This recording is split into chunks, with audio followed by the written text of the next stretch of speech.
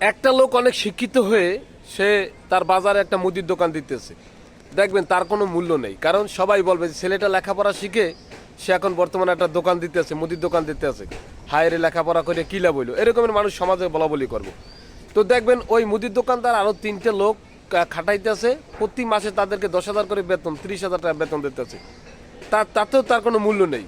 কিন্তু দেখবেন আর একটা লোক লেখাপড়া করে 10,000 টাকা বেতন পাইতেছে বা 15,000 টাকা একটা বেতন পাইতেছে, তার মূল্য বেশি, সবাই বলা বলি করবে না ছেলেটা লেখাপড়া করে একটা চাকরি করতেছে, তার কিন্তু সম্মান বেশি সব। অথচ দেখা যায় যে লেখাপড়া করে আর একটা লোক যে মুদির দোকান দিতেছে, সে আরও তিনটে লোকের কর্মস্থান তার মানে তার দ্বারা চলতেছে, আরও তিনটে লোককে বেতন দিতেছে, এটা কেউ কখনো চিন্তা ভাবনা করবে না।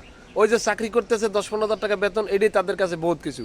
আর সে যে নিজে কিছু করে আরও তিনটা লোককে মানে তিনটা পরিবার চালাইতেছে, তার মাধ্যমে তিনটা পরিবার চলতেছে, এর কোনো মূল্য নাই। ওই যে লেখাপড়া করে দোকান দিতেছে, মানে এই জিনিসটাই মানুষ এখন বর্তমানে ভালো দেখে না। মানে চাকরি করলেই বোঝা জানি অনেক কিছু, কিন্তু আপনি ভালো কিছু করেন, চাকরির চেয়ে বড় কিছু করেন, এটা মানুষ সমাজে ভালো চোখে দেখবে না। কারণ এদেশের মানুষ গোলামি করার জন্য ব্যস্ত। কারণ এদেশে মানুষ চাইতেছে যে তারা সারা জীবন গোলামি করবে। যত বড় উচ্চ শিক্ষিত হোক না কেন, যত বড় লেখাপড়া মানে হোক না কেন, তারা ছোট হোক বড় হোক একটা চাকরি করবে, সেটাই তাদের কাছে অনেক কিছু।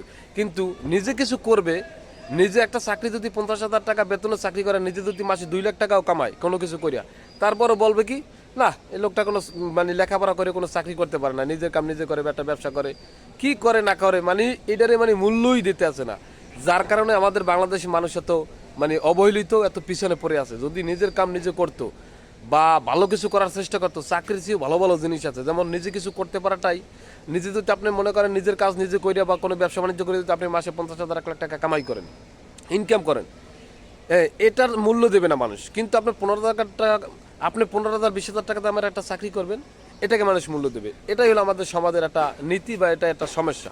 ঠিক আছে, মানে ভালোটাকে ভালো দেখবে না, মানে খারাপটাকে ভালো দেখবে। এটা হলো এই বাংলাদেশের সিস্টেম। কথাগুলো কি ভুল বললাম কিনা বলেন তো?